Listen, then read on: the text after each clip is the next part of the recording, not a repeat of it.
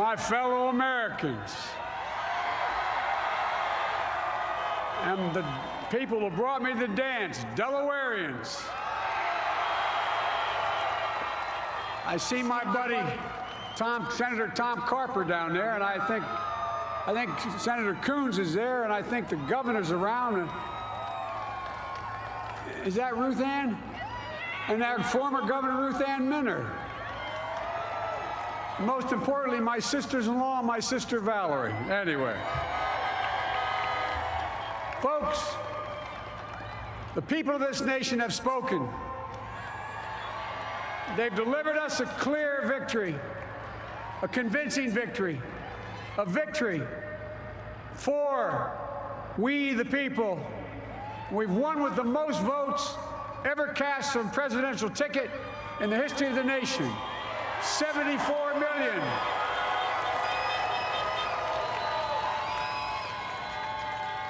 What I must admit has surprised me. Tonight, we're seeing all over this nation, all cities and all parts of the country, indeed across the world, an outpouring of joy, of hope, renewed faith in tomorrow, bring a better day. And I'm humbled by the trust and confidence you placed in me. I pledge to be a president who seeks not to divide, but unify, who doesn't see red states and blue states, only sees the United States, and work with all my heart, with the confidence of the whole people, to win the confidence of all of you. And for that is what America, I believe, is about. It's about people, and that's what our administration will be all about. I sought this office to restore the soul of America, to rebuild the backbone of this nation, the middle class, and to make America respected around the world again, and to unite us here at home. It's the honor of my lifetime that so many millions of Americans have voted for that vision. And now, the work of making that vision is real. It's a task, the task of our time. Folks, as I said many times before, I'm Jill's husband. And I would not be here without her love and tireless support of Jill, and my son Hunter, and Ashley, my daughter, and all our grandchildren, and their spouses, and all our family. They're my heart.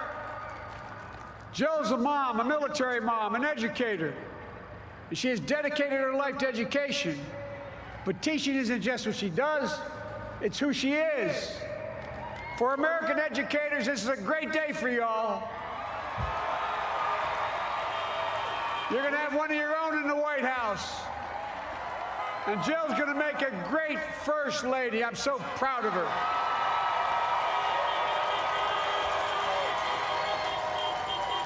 And I'll have the honor of serving with the fantastic Vice President who you just heard from, Kamala Harris, who makes history as the first woman, first black woman, the first woman from South Asian descent, the first daughter of an immigrant ever elected in this country. Don't tell me it's not possible in the United States. It's long overdue. And we're reminded tonight of those who fought so hard for so many years to make this happen. But once again, America's bent the arc of the moral universe more toward justice. Kamala, Doug, like it or not, your family, you become an honorary Biden. There's no way out.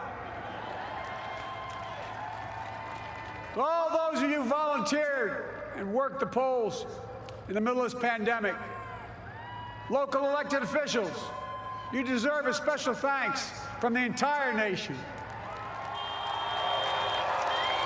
And to my campaign team and all the volunteers and all who gave so much of themselves to make this moment possible, I owe you. I owe you. I owe you everything. And to all those who supported us, I'm proud of the campaign we built and ran. I'm proud of the coalition we put together, the broadest and most diverse coalition in history. Democrats, Republicans, Independents, progressives, moderates, conservatives, young, old, urban, suburban, rural, gay, straight, transgender, white, Latino, Asian, Native American. I mean it, especially those moments, and especially those moments when this campaign was at its lowest ebb. The African American community stood up again for me. You've always had my back, and I'll have yours. I said at the outset, I wanted to represent this campaign to represent and look like America. We've done that. Now that's what I want the administration to look like and act like. For all those of you who voted for President Trump, I understand the disappointment tonight. I've lost a couple times myself, but now let's give each other a chance. It's time to put away the harsh rhetoric, lower the temperature, see each other again, listen to each other again. And to make progress, we have to stop treating our opponents as our enemies. They are not our enemies. They are Americans. They are Americans. The Bible tells us, to everything there is a season, a time to build, a time to reap and a time to sow, and a time to heal. This is the time to heal in America.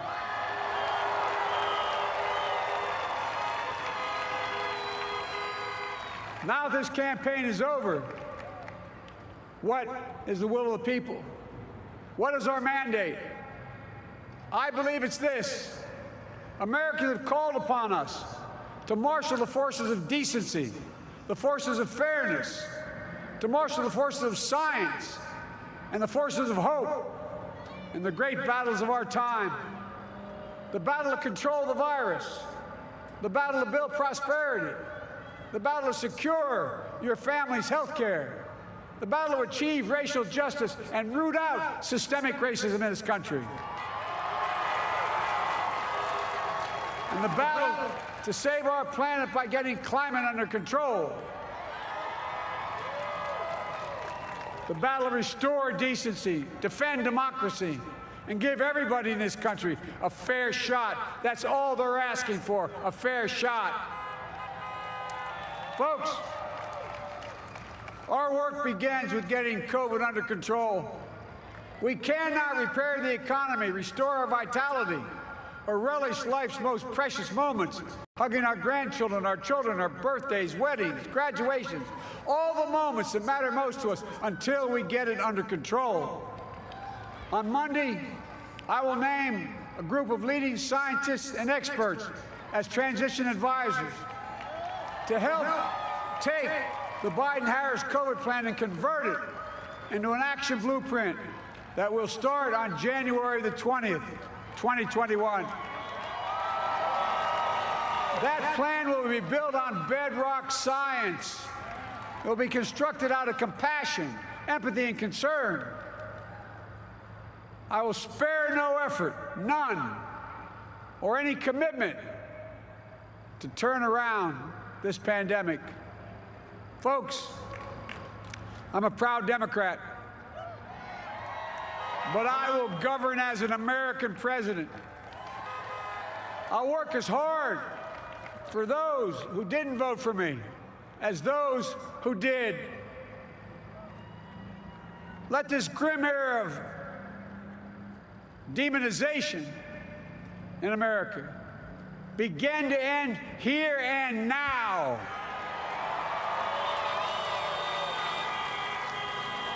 The refusal of Democrats and Republicans to cooperate with one another, it's not some mysterious force beyond our control. It's a decision, a choice we make. And if we can decide not to cooperate, then we can decide to cooperate. And I believe that this is part of the mandate given to us from the American people. They want us to cooperate in their interest. And that's the choice I'll make. And And I'll call on Congress, Democrats and Republicans alike, to make that choice with me. The American story is about slow yet steadily widening the opportunities in America. And make no mistake, too many dreams have been deferred for too long. We must make the promise of the country real for everybody, no matter their race, their ethnicity, their faith, their identity, or their disability. Folks, America has always been shaped by inflection points, by moments in time where we've made hard decisions about who we are and what we want to be. Lincoln in 1860, coming to save the Union. FDR in 1932, promising a beleaguered country a new deal. JFK in 1960, pledging a new frontier. And 12 years ago, when Barack Obama made history, he told us, yes, we can. Well, folks, we stand at an inflection point. We have an opportunity to defeat despair, to build a nation of prosperity and purpose. We can do it. I know we can. I've long talked about the battle for the soul of America. We must restore the soul of America. Our nation is shaped by the constant battle between our better angels and our darkest impulses. And what presidents say in this battle matters. It's time for our better angels to prevail. Tonight, the whole world is watching America. And I believe at our best, America is a beacon for the globe.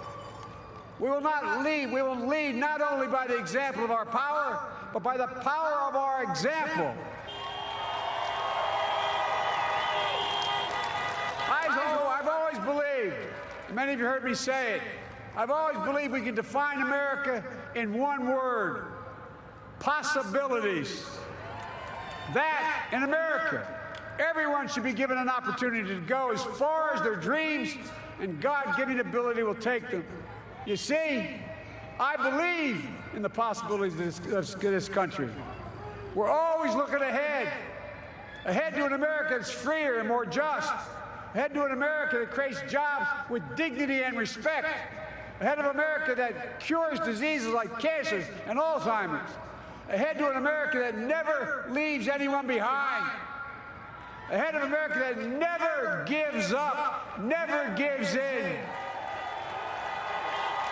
This is a great nation. It's always been a bad bet to bet against America. We're a good people. This is the United States of America, and there's never been anything we've been not able to do when we've done it together. Folks, in the last days of the campaign, I began thinking about a hymn that means a lot to me and my family, particularly my deceased son, Bo. It captures the faith that sustains me and which I believe sustains America. And I hope it can provide some comfort and solace the 230,000 Americans who've lost a loved one to this terrible virus this year. My heart goes out to each and every one of you. Hopefully this hymn gives you solace as well. And it goes like this: and he will raise you up on eagle's wings, bear you on the breath of dawn, and make you to shine like the sun, and hold you in the palm of his hand. And now together, on eagle's wings, we embark on the work that God and history have called upon us to do, with full hearts and steady hands, with faith in America and in each other, with love of country, a thirst for justice. Let us be the nation that we know we can be, a nation united, a nation strengthened, a nation healed. The United States of America, ladies and gentlemen, there's never been anything we've tried we've not been able to do. So remember, as our grandpapa used to say when I walked out of his home when I was a kid up in Scranton, he said, "Joey, keep the faith." And our grandmother, when she was alive, she yelled, "No, Joey, spread it. Spread the faith. God love you all. May God bless America, and may God protect our troops." Thank you, thank you, thank you.